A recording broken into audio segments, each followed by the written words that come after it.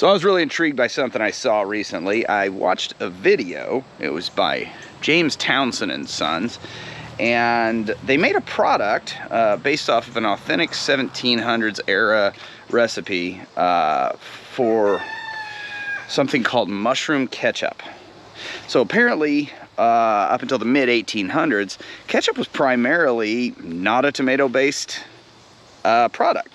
It would use fermented fish heavily, and I guess mushrooms sometimes. This sounded like something that was right up my alley. So I decided I want to reproduce this this recipe. I'm going to try to do it on point, exactly how they made it, with one caveat. I loved their video, but they used portobellos. I really felt like, you know, in the 1700s, I don't know where you'd be getting your mushrooms, but you're probably just going to be getting whatever's available. And right now, what's available are ringless honey mushrooms. And the thing about ringless honey mushrooms that might just be perfect for this dish is the quantity they come in. When ringless honey mushrooms come on, they come on in massive quantity. They'll grow off of rotten wood that's underground. So that should make it the perfect mushroom as far as quantity to harvest to make a sauce out of. The next step, we need to go get some mushrooms. And the fun thing about harvesting ringless honey mushrooms is we're gonna use that to harvest them. We're gonna drive around in the Dodge. We're not gonna go out to the rural areas or out in the woods. We're just gonna drive around town. And you can see these things going 50 miles an hour. So, well, when we're going 50, the mushroom doesn't travel that fast. But when we see these mushrooms, we're just gonna go knock on people's door and ask for permission. Say, hey, can we have those mushrooms? It's a good way to make some friends and hopefully a good way to get a whole mess of mushrooms. There it goes. We'll be there in a minute.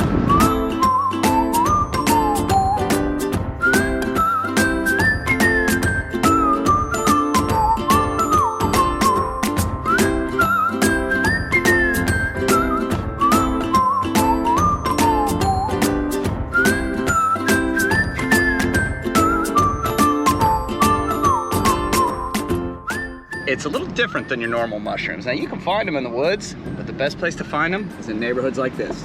And just drive around, find where somebody's cut a tree down, and you'll see them. When they pop, there'll be hundreds of them. And I just go knock on the door and I say, hey, you mind if I take those mushrooms? And most people are like, yeah, what the heck is it? And every now and then somebody, you know, wants to know if they're edible and all that, and I, you know, always share a little information with them, but make some friends doing it.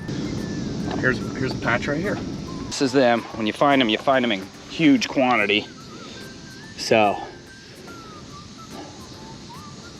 I knocked on the door of the homeowner. They gave me permission a couple years ago to harvest these, so nobody's home, so I'm gonna go ahead and take these though, because I have met them and I have asked in the past. So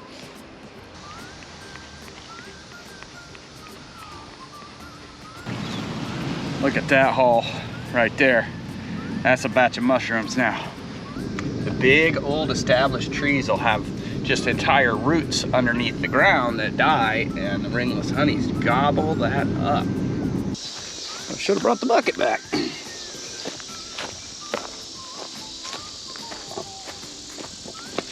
There's another cluster. Oh. And that's pretty easy to harvest, isn't it?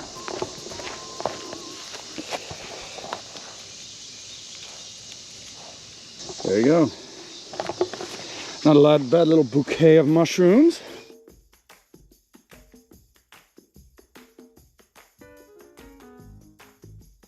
Let's get started. Woo! Step 1, 2 pounds of mushrooms. I think I can pull that off. Cutting board! Doo-doo-doo. So this is something a little weird for me. I'm actually gonna measure my ingredients today. I do have a little batch of oyster mushrooms I found too, so I'm gonna blend these in. I'll do honeys and oysters mixed together. Let's get busy! Bam, bam, choo-choo! I think I'm only gonna use the caps of these mushrooms, because that's, on the ringless honeys, that's about the only part I really enjoy. I think the stalks are, the stems are a little too woody most of the time. Now we're just gonna dice these mushrooms up, add some salt and bay leaf, and we're gonna let them set for 24 hours.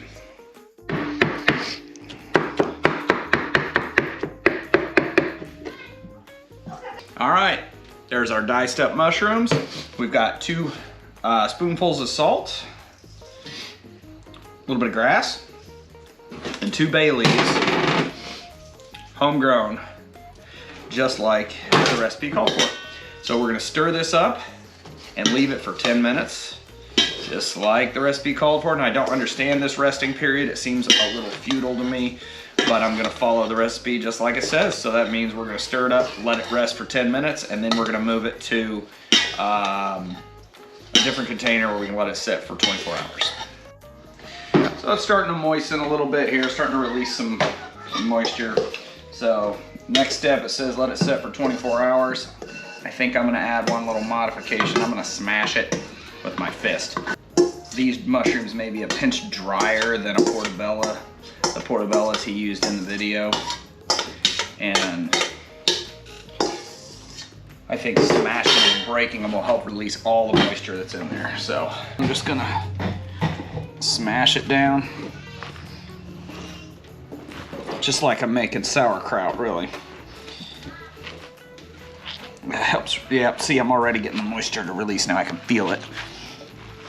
This is what you do the first step in making sauerkraut. When you crush the cabbage and the moisture starts to release. I think we're gonna get the same thing here. Yep, that's good, that's good. Now, okay, I feel good about that, much better. So now we're gonna get this packed into the center, nicely and nice and tightly. And I'm gonna put a bowl over it to try to keep a little bit of weight and pressure on it. And then I'll just cover this with a cheesecloth or something to help keep the bugs out of it.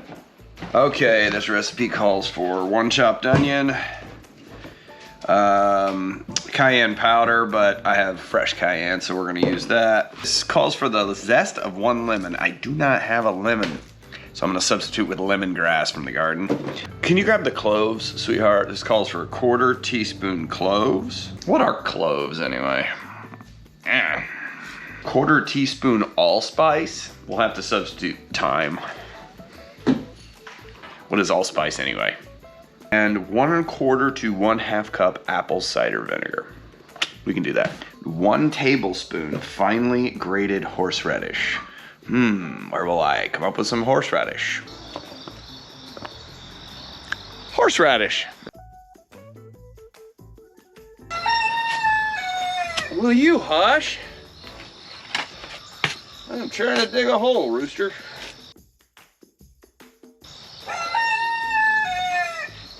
Nobody likes you, rooster.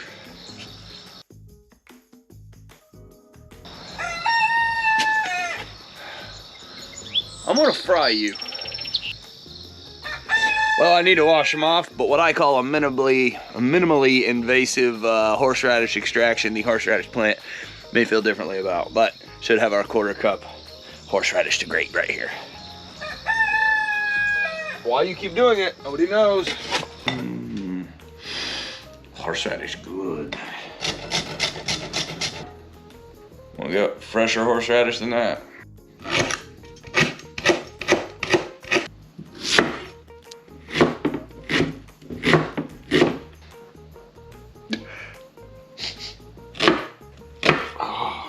These are spicy onions. Lordy, that's a spicy one. Woo.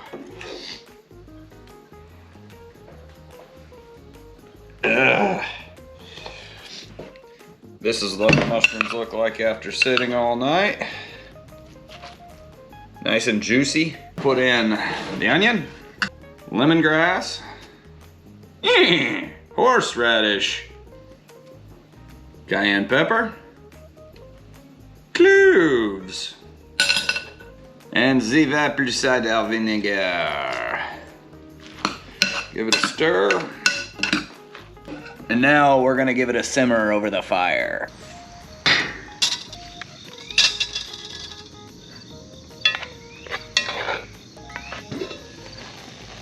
Oh yeah. And it looks good. See what the taste is. Just gonna spoon everything over here into a cheesecloth. sitting in a colander, sitting in a pot.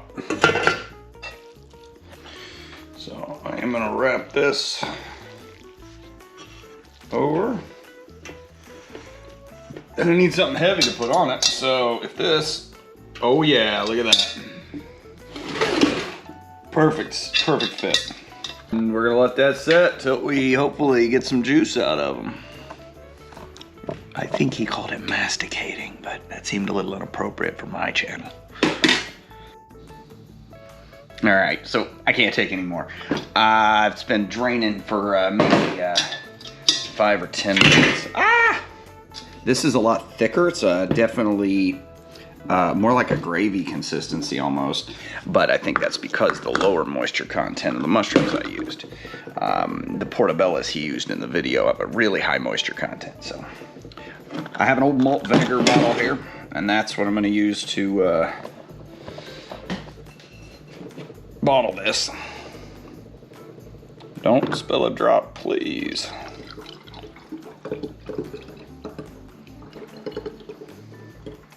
Oh yeah. Oh, it's pretty. If you like drinking dishwater. I was expecting it to be thinner. Time to try it. Cracker. Well, that was smooth.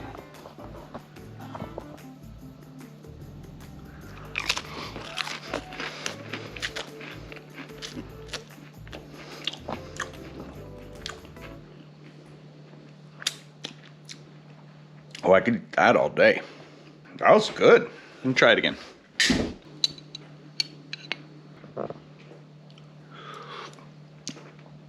Oh, that's phenomenal. Every now and then you taste something that's so different than anything you're used to. You don't even have something to compare it to. And that's how this tastes to me. It tastes very strong, very unique, and very good. I could really see using this. I'm going to be making more of this. I got to get Rachel. I want her to try it. Smells good.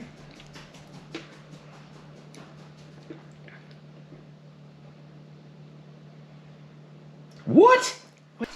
I guess never mind what Rachel thinks. Me, I like the uniqueness of it. I like the strength of it, and I would be putting this on a lot of things. I will probably be making it from different types of mushrooms too, to see maybe if I can figure out. I think an oyster mushroom has a really high moisture content, so maybe doing them with an oyster mushroom might produce a little more liquid, maybe a little more efficiency. For 2 pounds of mushroom to process into this much sauce is not really very much, in my opinion. Now, I can still use the mushrooms and stuff, so it's not like it's a waste, but I feel like I could probably get double this amount, maybe triple, out of an oyster mushroom or something. So if you would be so kind to take your finger, take it and go right down there and click the subscribe button to our channel, we would greatly appreciate it. And until next time, have a great day.